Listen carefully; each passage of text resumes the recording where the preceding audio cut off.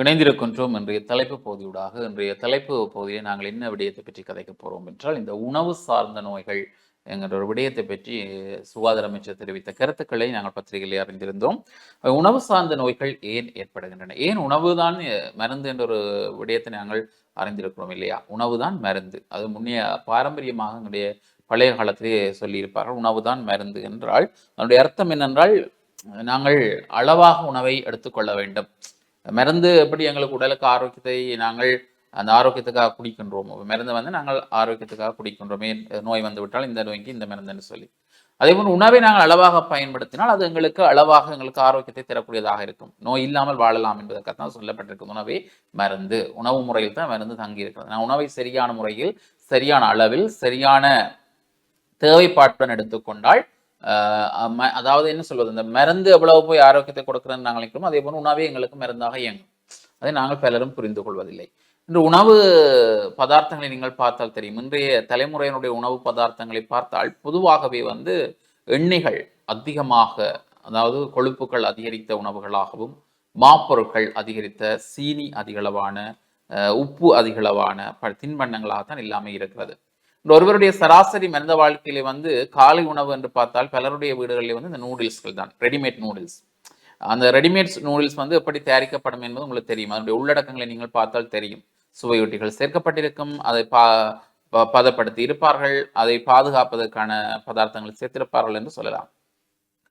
ஆகவே அந்த நூடுல்ஸ் என்கிற விடயத்தில் தொடங்கி மதிய நேரத்தினுடைய பலருடைய சாப்பாடை பார்த்தால் ஃப்ரைட் ரைஸ் அல்லது பிரியாணி என்று பலரும் ஃபேஷனாக சொல்லுகிற தம் பிரியாணி, பிரியாணி இப்படியான என்று பிரியாணிலேயே பல வகையில் சாப்பிடுவார்கள். என்ன பிரச்சனை என்றால் அங்கே வந்து கொழுப்பு, உப்பு எல்லாமே சேர்ந்து உண்டாகவே இருக்கிறது. எல்லாம் முட்டை இருக்கும், இறைச்சி இருக்கும். அந்த இறைச்சி என்ன சொல்றது, பதப்படுத்தப்பட்டிருக்கும், பொரிக்கப்பட்டிருக்கும், அல்லது ஏதோ ஒன்று சிக்கன் பதப்படுத்தி சேர்ப்பார்கள், பொரித்திருப்பார்கள், வளர்த்திருப்பார்கள், ஏதோ ஒன்று சேர்ப்பார்கள்.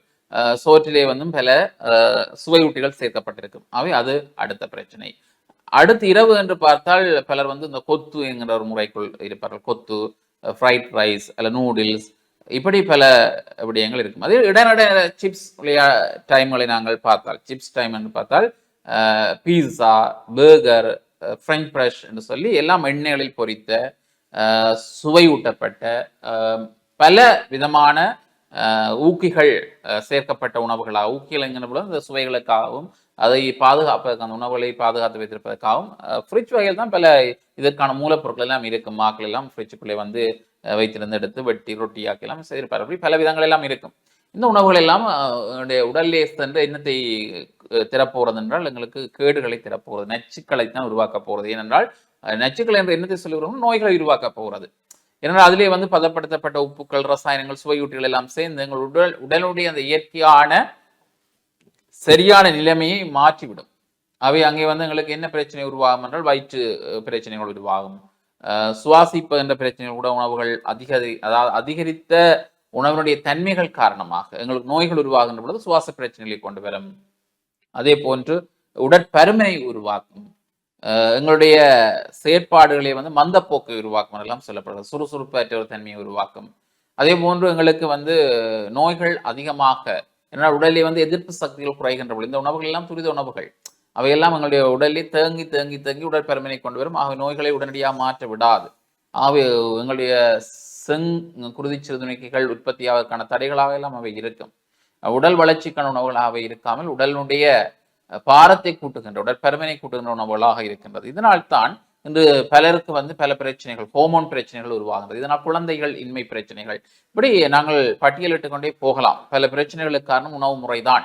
உணவு முறைகளில் மாற்றம். முன்னைய கால உணவு முறைகளை பார்த்தால், விடிய காலையிலே பார்த்தால் உடலுக்கு குளிர்மை தருகின்ற பழஞ்சோற்று கஞ்சி அல்லது பழஞ்சோரைத்தான் உண்பார்கள். அது ஒரு உடலுக்கு ஆரோக்கியம், குளிர்மை. மதிய நேரம் என்று பார்த்தால் உங்களுக்கு தெரியும், நெல்லரிசி சோறுடன் இயற்கையாக தோட்டங்களில் கிடைத்த கீரை, கத்தரி, பிடோல், பருப்பு வகைகள் இவையைத்தான் அவர்கள் சாப்பிட்டார். இரவு என்று பார்க்கின்ற பொழுது அரிசி மாவில் சேர்த்த இடியப்பம், பிட்டு, இயற்கையான சம்பல்களைத்தான் அவர்கள் உண்டார்கள். இன்றெல்லாம் நாங்கள் செய்கின்ற முறைகளை பார்த்தால் சட்னி, சாம்பார் எல்லாமே வந்து கலப்படங்கள். என்ன கலப்படம்? சுவையூட்டிகளைத்தான் சேர்க்கின்றோம். சுவையூட்டிகள் இருந்தால்தான் நாவுக்கு இதமாக நாங்கள் சாப்பிடக்கூடியதாக இருக்கின்ற ஒரு நிலைப்பாடு இருக்கிறது. இதனால் நோய்கள் இன்னும் அதிகரிப்பதற்கான வாய்ப்புகள் தான் இருக்கிறது. அதற்கேற்ற உடல் உழைப்பும் இன்றைய காலத்தில் இல்லை. அதுவும் ஒரு காரணம் இல்லையா? கலிஸ்டா. நிச்சயமாக நீங்கள் கூறியது போல இன்றைய நாட்களில் நாங்கள் எடுத்து பார்க்கின்ற போது நீங்க சொன்னது போல பழம் சோறு எல்லாம் நாங்கள் காலையில் சாப்பிட்ட நிலை இருக்கின்றது. ஆனால் இன்று பழம் சோற்றை நாங்கள் வீட்டில் தந்தால் உண்ண மாட்டோம். மாறாக கடைகளில் தந்தால் அதை நிறமூட்டியோ அல்லது சுவை ஊட்டிகள் ஏதாவது சேர்த்து தருகின்ற போது நாங்கள் புதிதான ஒரு சாப்பாடு என்று சொல்லி நினைத்து சாப்பிடுகின்ற ஒரு நிலை இன்றைய காலத்தில் மாறிக்கொண்டு வந்து விட்டது. உதாரணமாக இந்த பாடசாலை பிள்ளைகளில் இருந்து நாங்கள் ஆரம்பிக்கின்ற போது ஏதாவது ஒரு பிறந்த நாளோ அல்லது விசேட தினங்களில் வருகின்ற போது இப்போது ஃபேஷன் மாதிரி எல்லாருமே வெளியில போய் சாப்பிடுற ஒரு நிலை இருக்கின்றது. வெளியில போய் கடையில சாப்பிடணும், அதுதான் ஒரு ஃபேஷன் என்ற மாதிரி வந்துட்டு.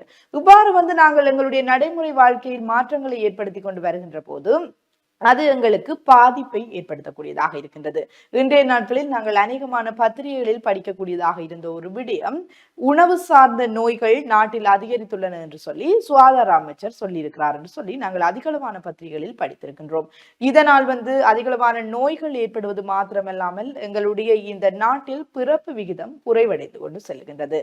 நாட்டில் நாங்கள் கலப்படமுடைய அந்த உணவுகளை உண்ணுகின்ற போது, ஆரோக்கியமற்ற உணவுகளை நாங்கள் உள்ளெடுக்கின்ற போது எங்களுக்கு அதாவது இந்த பிறப்பு வீதம் தொடர்பான பிரச்சனைகள் ஏற்படுகின்றது. உடலியல் சார்ந்த நோய்களினால் எத்தனையோ பேர் பாதிக்கப்பட்டுக் கொண்டிருக்கிறார்கள். சிலரை நாங்கள் பார்க்கின்ற பொழுது எப்பொழுது நோய் வந்தது, ஏன் அந்த நோய் வந்தது என்று கூட கண்டறிய முடியாத ஒரு நிலைக்கு தள்ளப்பட்டு விடுகிறார்கள். என்று சொன்னால் குறித்த உணவை மாத்திரம் உட்கொள்வதில்லை, செல்லுகின்ற இடமெல்லாம் ஒரு ஆரோக்கியமான உணவா ஆரோக்கியமற்ற உணவா என்பதை கண்காணிக்காமல் உட்கொண்டு விடுகிறார்கள். அதனால் அவர்கள் பாதிப்பை எதிர்நோக்கக்கூடியதாக இருக்கிறது. உண்மையிலேயே நாங்கள் வீட்டிலே சிறு பிள்ளைகள் இருக்கின்ற போது அவர்களுக்கு நாங்கள் சிறு வயதிலிருந்தே பல விடயங்களை கற்றுக் கொடுக்க வேண்டியவர்களாக இருக்கின்றோம். நாங்கள் பல விடயங்களை கற்றுக் கொடுத்து கொண்டிருந்தாலும் இந்த உணவு விடயத்தில் மிக கவனமாக இருக்க வேண்டும். சிறிய பிள்ளைகளுக்கு உணவு கொடுக்கின்ற போது தானிய வகை உற்பத்திகளை கொடுங்கள், அது மிகவும் ஆரோக்கியமான ஒரு விடயம். நாங்கள் சிறு வயதிலிருந்தே பார்க்கின்ற போது தானிய வகை ஒரு நேரம் உணவாக கூட உட்கொள்ளக்கூடிய ஒரு நிலையாக இருக்கின்றது என்று சொன்னால் அது ஆரோக்கியம் மிகுந்த உணவாக இருக்கின்றது. ஆனால் இன்றைய நாட்களில் என்ன செய்வார்கள், பெற்றோர்களே சொல்லுவார்கள், அந்த பிள்ளை இதை சாப்பிட மாட்டார் என்று சொல்லி சாதாரணமாக சொல்லிவிட்டு அவருக்கு பிடித்த உணவு என்று சொல்லி பொரித்து சமைத்து கொடுப்பார்கள். இது எல்லாம் பிள்ளையினுடைய எதிர்காலத்தில் பாதிப்பு ஏற்படுத்தும் என்பதை அவர்கள் சிந்திப்பதில்லை. குழந்தைகளுக்கு சிறு வயதிலிருந்தே கற்றுக் கொடுங்கள், எவ்வாறான உணவுகள், எவ்வாறான ஆரோக்கியம் மிகுந்த உணவுகளை உட்கொள்ள முடியும், எவ்வாறெல்லாம் உணவு வகைகள் இருக்கின்றன என்று சொல்லி. நாங்கள் பிடிக்காததா பிள்ளைக்கு ஒரு உணவை பிடிக்கவில்லை என்று சொன்னால் அதனை வித்தியாசமான ஒரு டிசைனில் தயாரித்து கொடுக்கலாம். சிறு பிள்ளைகளுக்கு அதன் பார்க்கின்ற ஒரு விதமே இந்த பிள்ளைகளுக்கு உணவை உட்கொள்ள தூண்டக்கூடியதாக இருக்கும். ஆகிய வித்தியாசமான முறைகளில சமைத்து கொடுப்பதனூடாக அவர்கள் அந்த உணவை உட்கொள்ளக்கூடியதாக இருக்கும். தொடர்ந்து ஒரே உணவை கொடுக்கின்ற போது சில சமயங்களில் அதில் வெறுப்பு ஏற்படக்கூடியதாக இருக்கும். தானிய வகைகள் என்று சொன்னால் மாற்றி மாற்றி ஒவ்வொரு தானியங்களாக கொடுக்க முடியும். அதுபோல இயற்கையான பழ வகைகளை கொடுக்க முடியும். நாங்கள் பார்க்கின்ற போது இன்றைய நாட்களில் பழ வகைகள் கூட எத்தனையோ ரசாயன உற்பத்திகளின் ஊடாக வரக்கூடியதாக இருக்கின்றது. அவ்வாறு இல்லாமல் சாதாரணமாக நாங்கள் வீட்டில் ஒரு பல கன்றுகளை நாட்டியோ அல்லது வீட்டில் வீட்டு தோட்டம் வைப்பதன் ஊடாக ஆரோக்கியமான உற்பத்திகளை பெற்றுக் கொள்ளக்கூடியதாக இருக்கின்றது. நாங்கள் பார்க்கின்ற போது வெளியில் ஒரு கத்தரிக்காய் சமைப்பார்கள், நாங்களும் அதே உணவை சமைத்தால் அந்த டேஸ்ட் வராது. நாங்கள் பார்க்கின்ற போது அதில் அவ்வாறான உற்பத்திகளை சேர்த்திருப்பார்கள், சுவைக்காகவே தனியாக உற்பத்திகளை சேர்த்திருப்பார்கள். ஆகவே அதுதான் சுவையாக இருக்கின்றது. எங்களுக்கு சமைக்க சரியாக அது சமைக்க முடியவில்லை என்று சொல்லி எல்லாம் வருத்தப்பட வேண்டும் என்ற எந்த ஒரு அவசியமுமே இல்லை. ஆரோக்கியமான உணவு உற்பத்திகளை வாங்கி நாங்களே சமைத்து உட்கொள்ளுகின்ற போது நிச்சயமாக எங்களுடைய உடலுக்கு அது ஆரோக்கியம் தரக்கூடியதாக இருக்கின்றது. உணவே மருந்து என்று சொல்லி நாங்கள் பலர் சொல்ல கேள்விப்பட்டிருக்கின்றோம். என்ன ஒரு வருத்தமாக இருந்தாலும், என்ன ஒரு நோயாக இருந்தாலும் அதனை உணவின் ஊடாக மாற்றிக்கொள்ளக்கூடியதாக இருக்கின்றது. சரியான வகையில் உணவை உள்ளெடுக்கின்ற போது, ஆரோக்கியமான உணவை உள்ளெடுக்கின்ற போது நிச்சயமாக எங்களுடைய நோய்களில் இருந்து எங்களை காப்பாற்றிக் கொள்ளக்கூடியதாக இருக்கின்றது. ஆகவே சிறுவர்களுக்கும் சரி பெரியவர்களுக்கும் சரி ஆரோக்கியமான உணவு பழக்க வழக்கங்களை நாங்கள் சொல்லிக் கொடுக்க வேண்டியது மிக ஒரு முக்கியமான விடயமாக இருக்கின்றது இல்லையா? உண்மையிலேயே உணவு சார்ந்த நோய் என்று சொல்லி உணவை மட்டுமே நாங்கள் சாதாரணமாக சொல்லிவிட முடியாது. உடல் உழைப்புகளும் அல்லது உடல் சார்ந்த விடயங்களும் இங்கே அவசியப்படுகின்றது. ஏனென்றால் நோய்களுக்கு காரணம் உணவு மட்டும்தான் என்பதை நாங்கள் சொல்லிவிட முடியாது. அந்த உணவின் ஊடாக நாங்கள் அதிகரித்த கொழுப்புகளையும் அதிகரித்த சீனி அதே போன்று அதிகரித்த மாப்பொருட்கள் எண்ணெய் வகைகள் எல்லாம் உடலுக்குள் சேர்த்து விட்டு நாங்கள் பின்பு உணவு மட்டும் என்று சொல்லிவிட்டு இருக்காமல் உடல் உழைப்பு அற்றதும் ஒரு காரணமாக நாங்கள் பார்க்க வேண்டும். எங்களுடைய ஒவ்வொருவருடைய நான் உட்பட எல்லோருமே என்ன செய்கிறோம், பரபரப்பான ஒரு சூழ்நிலையில் தான் இயங்கிக் கொண்டிருக்கோம். காலையில் எழுந்து விடிய எழுந்தகையுடன் வேலைக்கு வர வேண்டும். வந்தால் வேலையில் இருந்த இடத்திலே இருந்தால் நாங்கள் இப்பொழுது எல்லோருமே வேலை செய்கிறோம். கணினிகள் முன்னாலே இருந்து எங்களுடைய பார்வை திறன்களும் பெரிய பாதிப்புடன் வேறு ஒரு அசைவுகளும் இன்றி ரோபோக்கள் போன்று என்று சொல்ல வேண்டிய ஒரு காலத்தில் அன்றைய வேலை வாய்ப்பு வந்தோம், இருந்தோம், வேலை செய்தோம், போனோம், சாப்பிட்டோம், நித்திரை கொண்டோம். எந்த ஒரு விதமாகவும் உடல் அசைவங்களிடம் இல்லை. காலையிலிருந்து நாங்கள் வாக்கிங் போவதும் இல்லை, அல்லது ஸ்விம்மிங் போவதும் இல்லை, சைக்கிள் ஓட்டுவதும் இல்லை, மாலையிலும் போய் ஒரு விளையாட்டு பேட்மிண்டனோ கிரிக்கெட்டோ ஒன்றிலுமே ஈடுபடுவதில்லை. குடும்பம், பிள்ளைகள், அடுத்த கட்ட நகர்வுகள், அவர்களுக்கான உழைப்புகள் என்று சொல்லி எங்களுடைய வட்டம், வாழ்க்கை வட்டம் என்பது அப்படியே சுற்றுவட்டமாக போய்கொண்டிருப்பதனால் எங்களுடைய அந்த வாழ்வியலில் சாப்பிடுகிற சாப்பாடுகள் எல்லாம் ஜீரணமாகி கொழுப்புக்களாக படிந்து தசை வளர்ச்சிகளை உருவாக்கி பெருமைதான் கூடுகிறதை ஒழிய, நோய்கள் தான் அதிகரிக்கிறதை ஒழிய நாங்கள் ஆரோக்கியமாக இல்லை என்பது புரியும். ஏனென்றால் ஒருவர் இருந்தபடியே மயங்கி விழுந்தார், அல்லது ஒருவர் பேசுகின்ற பொழுது மயங்கி விழுந்தார், ஒருவர் சாப்பிடுகின்ற பொழுது மயங்கி விழுந்தார், ஒருவர் நடக்கின்ற பொழுது மயங்கி விழுந்தார், பார்த்தால் ஹார்ட் அட்டாக் என்று சொல்கிறார்கள், மரணம் என்று சொல்கிறார்கள். காரணம் என்ன? இதுதான் காரணம். உடல் உழைப்பற்ற தன்மை. ஆனால் உணவுகளை நாங்கள் அதிகமாக உண்கிறோம். எங்களுடைய வயது, எங்களுடைய உடற்திணிவு சூட்டர் என்று சொல்கிறாள் தான், எங்களுடைய நிறைக்கும் எங்களுடைய உயரத்துக்கும் ஏற்ற விதத்திலான அளவுகளுக்கு அடிப்படையில் தான் நாங்கள் உணவுகளை கலோரிகளாக எடுத்துக்கொள்ள வேண்டும். ஆனால் நாங்கள் அதைவிட அதிகரித்த உணவுகளை எங்கள் உடலுக்குள் செலுத்துகின்றபடினால் அந்த உணவுகள் எரிக்கப்பட்டு பின்பு எங்களுடைய உடலிலே தான் தேக்கமடைகின்றன. அது தேக்கமடைகின்ற உணவுகளை கரைப்பதற்கான வழிதான் உடற்பயிற்சிகள். நாங்கள் உணவுகளை எவ்வளவு தூரத்துக்கு முக்கியம் கொடுத்து நாங்கள் சத்தான ஆகாரமான உணவுகளை உண்டாலும் அதுவே அதிகமாக போகின்ற பொழுது, அளவுக்கு மிஞ்சினால் அமிர்தம் என்று நெஞ்சு என்று சொல்லி நாங்கள் கேள்விப்பட்டிருக்கோம் இல்லையா? அளவுக்கு மிஞ்சினால் அமிர்தம் நெஞ்சு. அதே போன்று உணவும் அளவுக்கு மிஞ்சி விட்டால் அது உடலுக்கு ஆபத்து தான். அவை அந்த ஆபத்துக்களை நாங்கள் தெரிந்து கொண்டாலே ஆரம்பத்திலே அவற்றை குறைக்க பார்க்க வேண்டும். ஆரம்பத்திலே நாங்கள் உடற்பயிற்சிகளை முடிந்தவரை செய்து, அல்லது எங்களால் முடிந்த எங்களுக்கு வரக்கூடிய இலகுவான பயிற்சி முறைகளை தேர்ந்தெடுத்து நாங்கள் தினமும் அதை செய்ய வேண்டும். பலரும் செய்கின்ற தவறு என்ன என்றால், தாங்கள் டயட் இருக்கிறோம் என்று சொல்லிக்கொண்டு ஒரு குறிப்பிட்ட காலத்துக்கு மட்டும் தங்களுடைய உடலை பராமரித்துக் கொள்வார்கள். அந்த டைம்ல கொஞ்சம் எண்ணெய்களை குறைப்பார்கள், சீனி வகைகளை குறைப்பார்கள், உப்பு பொருட்களை சாப்பிட மாட்டார்கள். எது எடுத்தாலும் நான் டயட் சொல்லி அதே சொல்லுவாங்க. டீ குடிக்க போனாலும் டயட், நான் டீ குடிக்க மாட்டேன், இரவு சாப்பாடு மத்தியானம் சாப்பிட ஒன்றும் இல்லை, நான் பழம் மட்டும்தான் சாப்பிடணும்னு சொல்வார்கள். அந்த குறிப்பிட்ட காலம் முடிந்த பின் பழையபடி எல்லாத்தையும் உட்கொள்வார்கள்.